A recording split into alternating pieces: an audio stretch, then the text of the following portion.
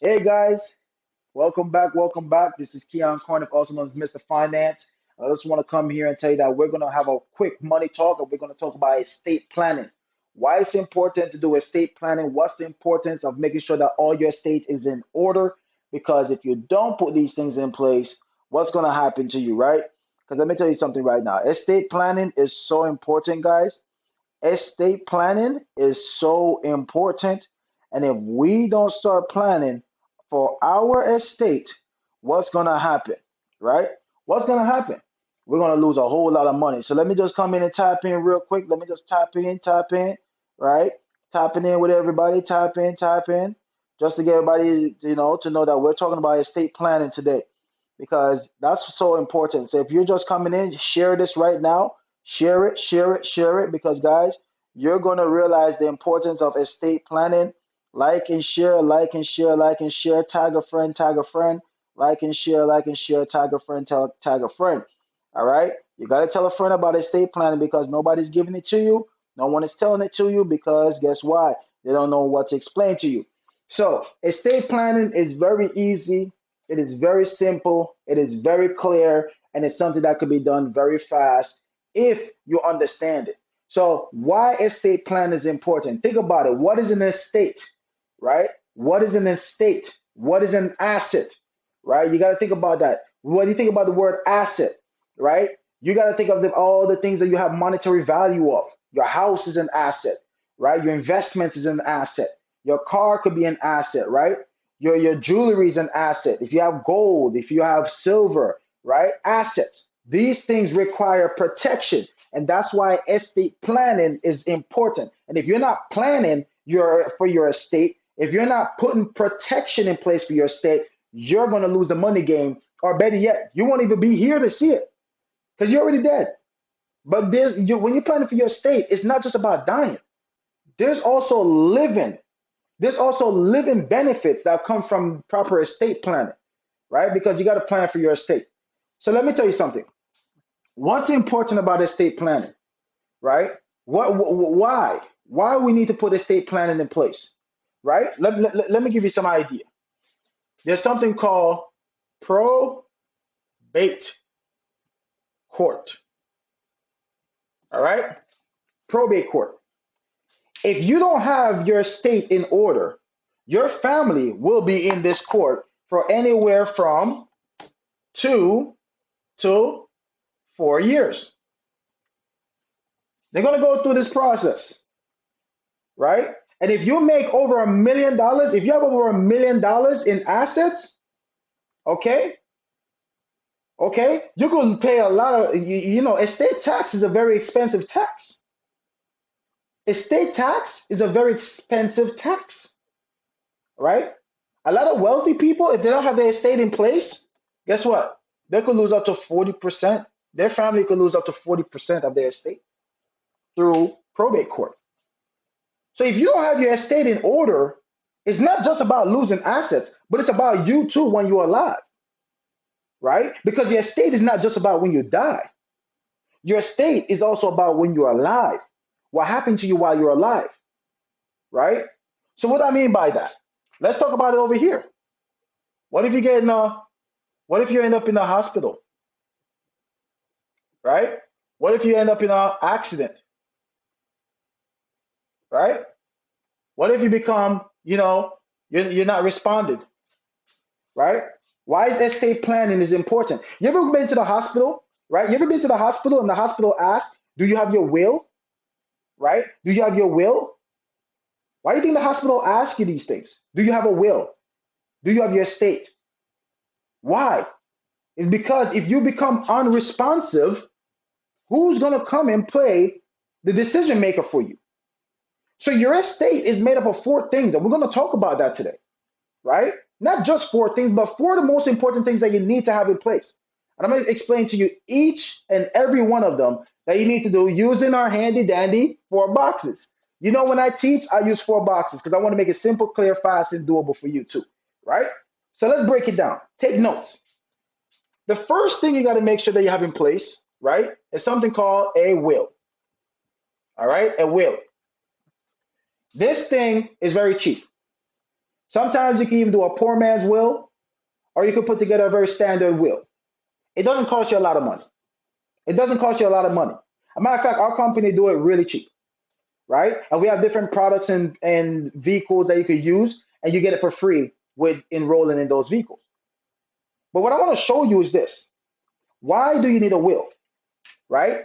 So how the will work is like this. If you pass away, right, the will is never really alive when you're alive. The will is what comes to life when you pass away. That's when the will come alive. Because the will is now talking for you. It speaks for you.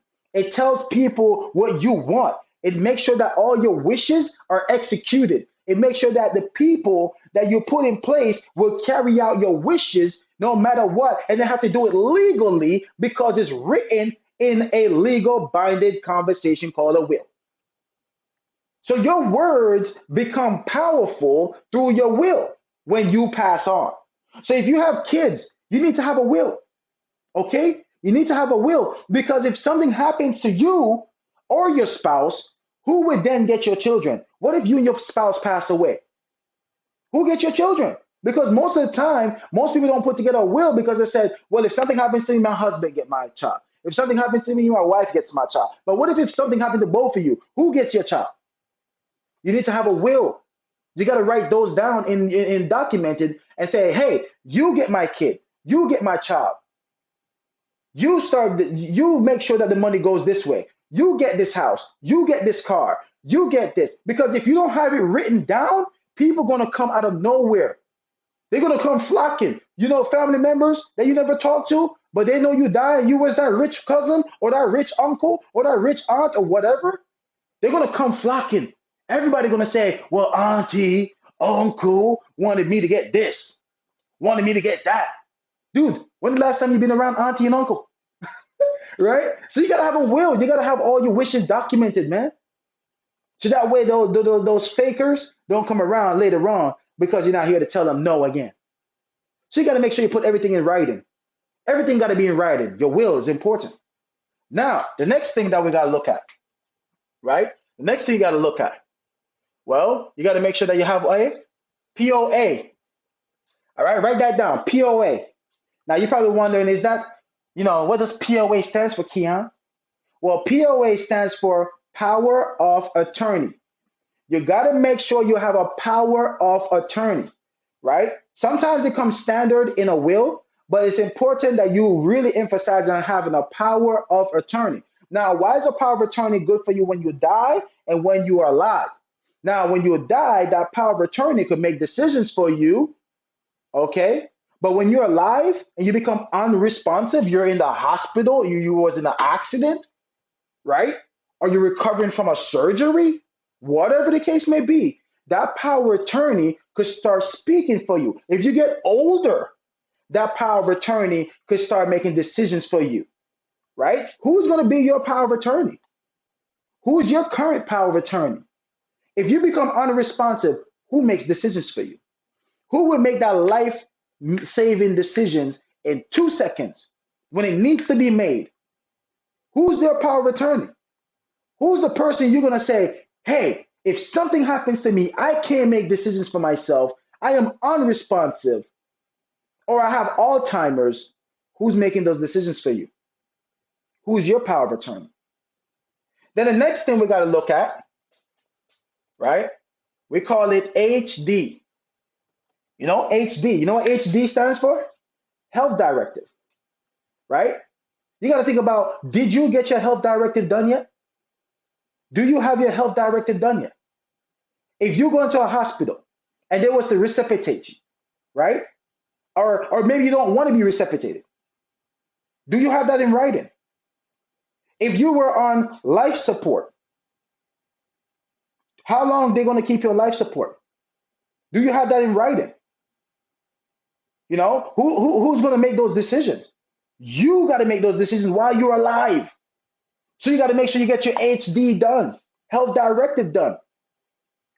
So that way they could know what you want to happen to you if you comes in the opportunity where you're in the hospital or you had an accident. What's on your HD? Your health directive. And then the whole thing, the package, all of it is a trust. How many of you have a trust?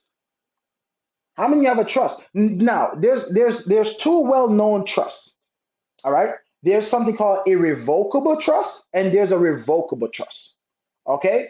Irrevocable trust is a trust where you can't make no changes after you put it in play. Nobody changing it. And for it to even be changed, it has to go in front of a judge, and the judge has to deem that it's feasible to change it. So irrevocable trust is one that you can't change. It's the word irrevocable. Irrevocable means you can't change it, right? Irrevocable trust. Now, there's something called revocable trust. Revocable trust. A revocable trust can be changed throughout your lifetime.